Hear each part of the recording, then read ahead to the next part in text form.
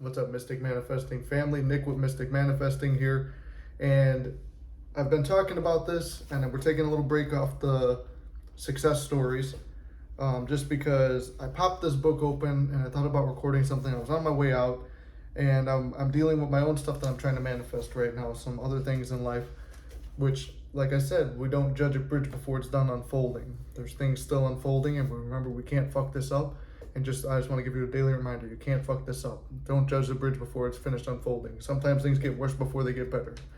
And this here, and like, those are just ways to keep your mind in check. But here's a chapter.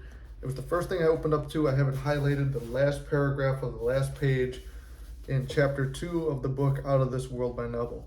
And I want to read it to you guys. And it starts out where he kind of goes through the process. And I just want to discuss it with you guys as we go along. Neville says, "Let me lay the foundation of changing the future, which is nothing more than a controlled waking dream." He always says that this life is like a dream. If you notice, sometimes when we're dreaming, everything feels so real. And when we're getting into the state, I know some of you have done it before, where we're sleeping with our wish fulfilled in our mind. As we're going about the dream starts to unfold and it feels real, but we're just starting at that end scene. And Neville says that this life is no more of a dream than our dreams in our sleep, and we can change it. Just like when you're lucid dreaming, you could change it. Anyway, the process of changing your future. Number 1, define your objective. Know definitely what you want.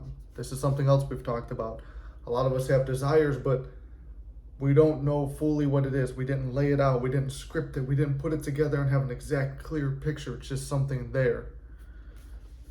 Number 2, construct the event which you believe you will encounter following the fulfillment of your desire. Something which will have the action of self predominant. An event which implies that the fulfillment of your desire. An event which implies the fulfillment of your desire. So number 1, know exactly what you want. And then if you were to receive that, we're going right back to the basics. If you were to receive exactly what you asked for, what would be the next thing? This is saying, like, go a step further. So if you got your SP, what is the very next thing that's going to happen? Something to show you that it already happened.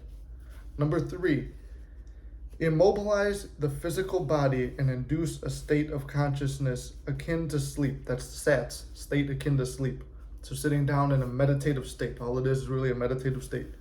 Then mentally feel yourself right into the proposed action, imagining all the while that you are actually performing the action here and now, so that you experience in imagination what you would experience in the flesh if you were now to realize your goal. So go back. This is what I'm saying when I say give it to yourself now. We know exactly what we want. We know the scene that's going to happen if we receive what we want. The very next thing, right as we're receiving it, like SP hugging you, kissing you, laying in bed with SP. These are the things I talk about when we go right to sleep. And this is why we do it right before sleep or right when we're waking up, because that's the easiest time to get into state akin to sleep. Otherwise, it's a meditation where you could sit in a chair. Neville talked about sitting in a chair and meditating and feeling himself into the state. So what we're going to do is, if you have to do it before sleep, right when you wake up, or if you could get into this state with doing breathing techniques and stuff, you sit down and you imagine that scene.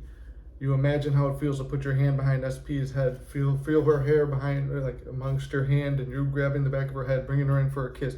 That's one of the ones I've used. And grabbing her by the hips, pulling her close, and you feel that whole interaction, lips on lips, and you slowly feel it, and you're just relaxed. You're not doing anything. Mentally, you're watching a movie, but from the first person point of view. Now, this is what he's describing to do. Experience has convinced me that this is the perfect way to achieve my goal. And this is what he's always did, and this is what he got. He used visualization. However, my own many failures would convict me if I were to imply that I have completely mastered the movements of my attention. I can, however, with the ancient teacher says. Hold on, before I even get into that part. This is Neville, the one who all of us look up to, and we all look at him as the master manifester, even admitting himself that he has failed many times. However, my own failures would convict me if I were to imply that I have completely mastered the movements of my attention. Even he's saying it's difficult and he struggled with it, but it didn't stop him from living the life he wanted. He got his SP. He was able to remove his third party, which was his ex-wife. He was able to get himself out of the army. He was able to manifest free trips. He was able to manifest himself out of situations he didn't want to be in and teach many people and make a living doing it. He had a great, amazing life. However, he even talks about his failures. Now here's what he says. I can, however, what the ancient teacher says, and now he's quoting the ancient teacher, which I'm going to be honest, I don't know who he's referencing. I don't know if this is a biblical term. He doesn't say who it is. He just calls it the ancient teacher. This is the quote. This one thing I do, forgetting those things which are behind and reaching forth unto those things which are before, I press towards the mark for the prize. Now that's the quote from the ancient teacher. And it's funny, and the reason I picked this was the first page I opened up to. I was just talking to someone today about manifesting and forgiveness and how it is hard to forgive. But the thing is to completely forget everything bad that has happened between you and SP, you and your past, you and other people who've hurt you in your past. Now completely forget that, because if you don't have attention on it, it can't come to the future. We only have the present moment. So whatever you're thinking about now, whether it be a future or past event, it only exists when you bring it up there. That's why imagination, when you're imagining something that hasn't happened yet, your subconscious doesn't know. It only understands the present moment. So when you're meditating, when you're focused on something, that's all that exists. So when you get something traumatic that you keep bringing up and keep bringing up and keep bringing up, it hits your head multiple times a day, you're reliving that trauma, you're reliving that bad event. But when you forget it, it can't exist because there's no attention on it. Forgetting it is forgiving it.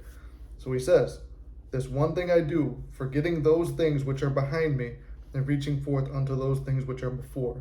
So going forth into a future event and holding on to that and picturing that end scene, you holding your SP and kissing them, you holding all this money in your hand, you sitting and relaxing in your mansion, you living the life that you want to live, that's all that exists, because every day you're living that. You're making that, instead of a traumatic event in the past, you're now living in that good event and just living there. That is the prize. I press towards the mark for the prize. So that's the prize. The prize is that end state. So I'm getting ready to go to the gym, and I just popped this open, and it's funny because when you look at it, the whole universe is connected. Everything connects. Everyone is you pushed out. Everything is you pushed out. And it's just, what is it? The book, I just happened to open it up, and it happened to be something I highlighted, and I look, and it's failure, and it's times where I talked about recently that I thought I was failing. And people have come to me thinking they were failing, and we realized that we just judged the bridge before it was done unfolding. It was just, we had to go through some kind of bad event for it to unlock a really good event. And I think that this is a pretty good lesson for the day. I kind of want to release it now, but this will be Thursday's video. Today's Wednesday. I already put out a video. And if you're struggling and thinking you failed, remember, even Neville thought he failed. Even Neville had failures, and I remember reading somewhere else or listening to one of his recordings that he went back and he fixed his failures, but this is him admitting that he failed too. We must forget to forgive and hold on to what we want to move and climb towards that. If you need it, this is what the book looks like. It's on Amazon. But I'm going to be reading from there going forth. I want to do a getting back to the basics thing, not just for you guys, but for myself, for the people who are one-on-one clients, for anyone who wants to do the other coaching, for people who are new to this. I think it's just very good for all of us to get back to the basics. I think we overcomplicate it, make things too spiritual, get too out there. But I think going back to the basics is helpful for all of us. Let me know what you guys think in the comments. I love you guys very much. Circumstances don't matter. I'll see you in the next video.